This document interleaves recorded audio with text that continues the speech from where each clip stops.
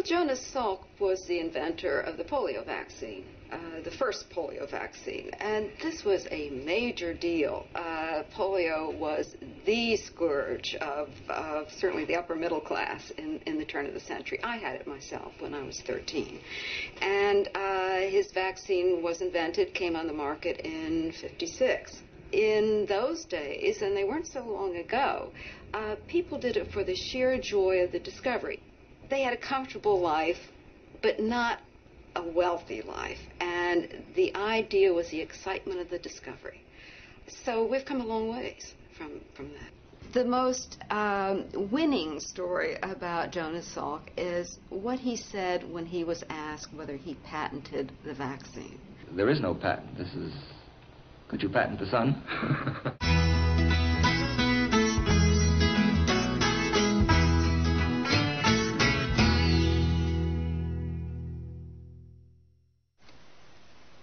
Hello, and welcome to another episode of High Society. My name is David Malmalvine, and today's episode, we're going to be talking about the ethical problems that come with medical patents and botanical medical patents in particular.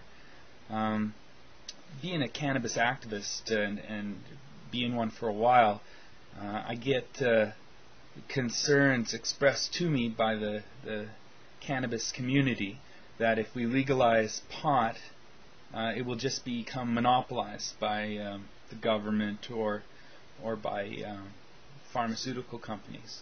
And I tell people, look, if we're strong enough to defeat prohibition, we can also defeat overregulation and monopoly too. We just got to stand united as a community and fight these monopolists. And, well, it's been coming up to my attention that some of the activists have kind of been frustrated by a lack of progress in getting pot legalized and have opted to attempt to patent some medicinal marijuana products in a way to become, I guess, to make them more accepted and more available. And I think this is just a bad idea. I think they can become more available through compassion clubs anyway. They don't need to be patented, and I just think it'll cause more problems than it'll solve.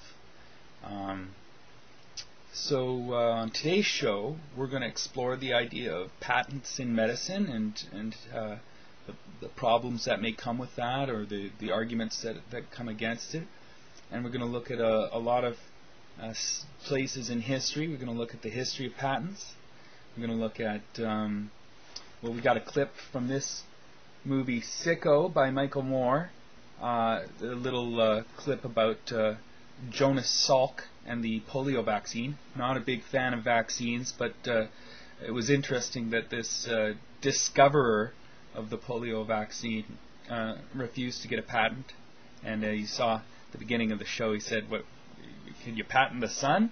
Like, could you patent a big natural thing that everyone has access to anyway, or should have access to anyway?" And then we have several clips from this movie, Hoxsey, When Healing Becomes a Crime. And this is a story about this guy named Hoxsey, and he came up with a cure for cancer that came from a combination of different plants. And then the AMA tried to take it from him, and when he wouldn't sell to the American Medical Association and Dr. Fishbein, then they tried to ruin him by ruining his reputation. So that's a very interesting thing right there, and it goes into the history of the fight between the allopaths and the herbalists, and that kind of serves as a basis for the attempts at medical monopolies that have happened since. And we have some clips from this movie, The Corporation, by a friend of mine, Mark Akbar, and his friends, Jennifer Abbott and Joel Bakan. And they do an interview with a neem activist. The neem tree is an antibiotic tree, a medicinal tree from India. And we go into that bit. They tried to patent neem, and the Neem activists fought back and won a removal of the patent on Neem, and I think that's eventually going to happen with all the cannabis patents too. They're going to be overturned. And then we have a short clip from the Day the Universe Changed with James Burke, very famous kind of documentary from the 1980s, and it's the title of this tape here I got from the library. Thank you, Vancouver Public Library. Is the social impacts of new medical knowledge, and a couple of medical inventions. Antiseptic surgery, so surgery done with like a spray that prevented people from getting infections afterwards. Great new invention. And the guy Lister there, who invented it, didn't take out a patent, ended up becoming a baron and being honored. Even Listerine was named after him, so he was a cool guy. And then the other guy was a guy named Morton, who invented or discovered or came across or popularized anesthetic anesthesia, like going under and killing pain before surgery, which allowed a lot more surgery to be done, more complex surgery. And he tried to take out a patent, and he succeeded, but no one would pay because it was this ether that he was using to put people under, and everyone could get that, and his invention wasn't anything special. You could just use ether you could use either and some piece of fabric, and it would put people under. So there wasn't really any sort of invention necessary. He just kind of discovered that, and he ended up dying broke. So there's that. And then finally, there's clips from this video here I also got from the Vancouver Public Library, drug deals, and just how sketchy, monopolizable patent medicine can be when compared to herbal medicine. So lots to think about in this show, and there'll be some slideshows that I make up, and then some clips and some more slideshows and some clips. So I hope you enjoy it, and I hope it gives you some things to think about when it comes down to which activists you support and which activists in the pot community you challenge. Hopefully you will join me in challenging the ones that want to legalize pot through patenting cannabis medicines, because I think it's not the way to go. I think it should all be in the public domain. It should all be our community heritage that we hand down from generation to generation, that everyone be free to make their own medicines. Sure, trademark your medicines just to build up your own reputation and to get a return on your own investment. But don't patent them, because that'll just lead to lots of lawsuits. And really, we didn't invent cannabis medicine. Nobody did. We just discovered it and passed it on and innovated it a little bit, but not so much that we can claim a monopoly of any kind for any length of time. So I leave you with those thoughts and all these clips and these slideshows, and think about that for a little while till the next show. Actually, the conflict of medical opinion between Hoxsey and the doctors is a competition between two old medical traditions. In the 1800s, society sanctioned both approaches to healing. Patients had a choice of using either doctors, called allopaths, or natural healers, called empirics or homeopaths. The two groups waged a bitter philosophical debate. The allopathic doctors called their approach heroic medicine. They believed the physician must aggressively drive disease from the body. They based their practice on what they considered scientific theory. The allopaths used three main techniques. They bled the body to drain out the bad humors.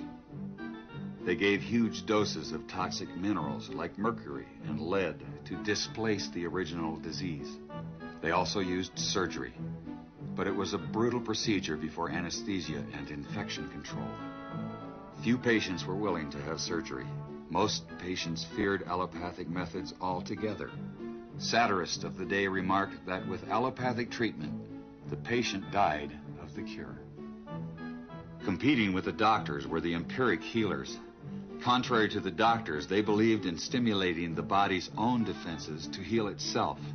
Instead of poisonous minerals, they used vegetable products and non-toxic substances in small quantities.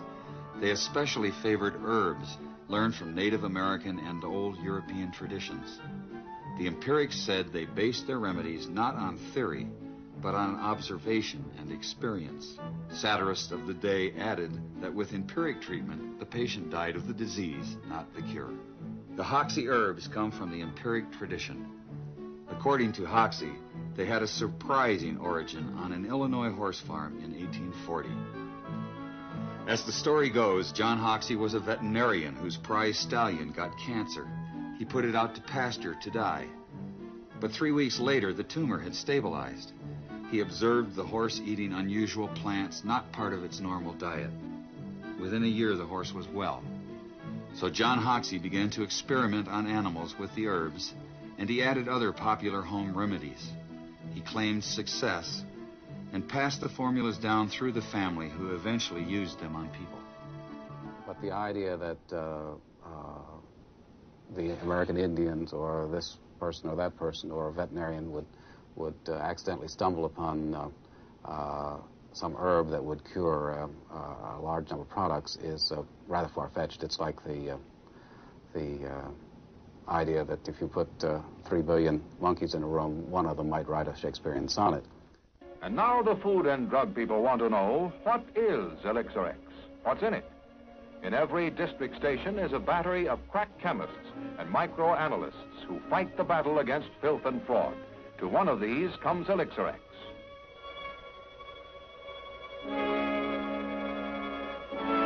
The magic formula to relieve sickness and pain turns out to be nothing more than a mixture of water and an alcoholic extract of certain herbaceous weeds that grow in profusion in the maker's backyard. A lot of modern folk tend to think that the herb medicines are just a bunch of weeds. I have a contrary view. I really think that the herbal medicines may be the wave of the future. The National Cancer Institute, with which I collaborated up until 1981, had screened over 10% of the plant species of the world, including all that are in the Hoxsey formula. I might add that all of them showed up in Jonathan Hartwell's Plants Used Against Cancer. Jonathan Hartwell was a chemist employed by the National Cancer Institute who went through all the folk literature. Every one of the species in the Hoxsey formula were covered in Hartwell, and the least citations that one got was 3 citations. Some of them got over 30 citations in that particular book, done while Hartwell was with the National Cancer Institute. Among the 50% of modern pharmaceutical drugs that are derived from plants are some cancer chemotherapy drugs. The periwinkle plant, which is common in many parts of the U.S., is the basis for vincristine and vinblastine, 2 drugs that are commonly used to treat leukemia. When the first modern patents were issued in the 1400s in Italy, they were for, quote, new and inventive devices, unquote. And this soon turned into a big moneymaker for kings and queens who would issue patents for such things as salt. After a public outcry, James I of England was forced to revoke all existing monopolies and declare that they were only to be used for, quote, projects of new invention, unquote. So I guess the fight over whether patents are inventions or should be discoveries has been a long fight.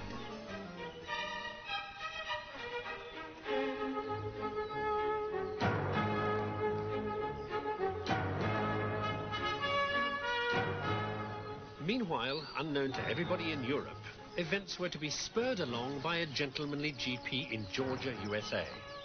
Back in 1842, here he was on his way to some rather dubious medical fun and games.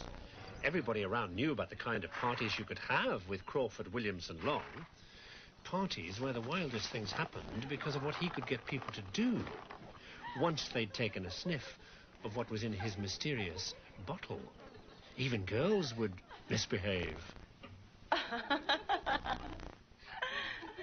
The mystery ingredient in Long's bottle that got everybody all excited was called ether, and this get-together behind closed doors was called an ether frolic, because what sniffing ether did to the nicest southern ladies and gentlemen was to make them, well, frolic. I mean, you might find yourself kissing somebody when you hadn't even been properly introduced to them. Dr. Long and half the young people in Jefferson City, Georgia, were having themselves a whole lot of laughs 2 or 3 times a week, turning on to the uproarious effects of ether. Apart from all that misbehaviour, ether turned the dullest fellow into the life and soul of the party. Camptown races, sing this song, doo-dah. The ether seemed to release every last trace of inhibition from even the most reluctant of people. Before long, they'd be happily burbling away at each other, total gibberish, but who cared? Now and again, of course, some guy was bound to overdo it and take 1 too many sniffs, with inevitable results.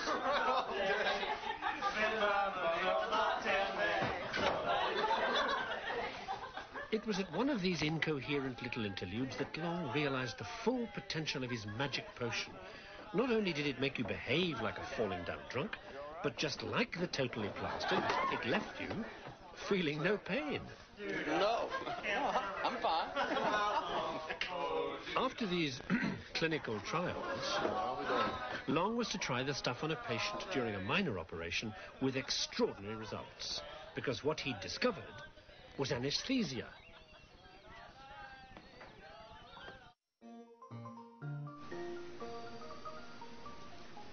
William Thomas Green Morton was a dentist from Boston.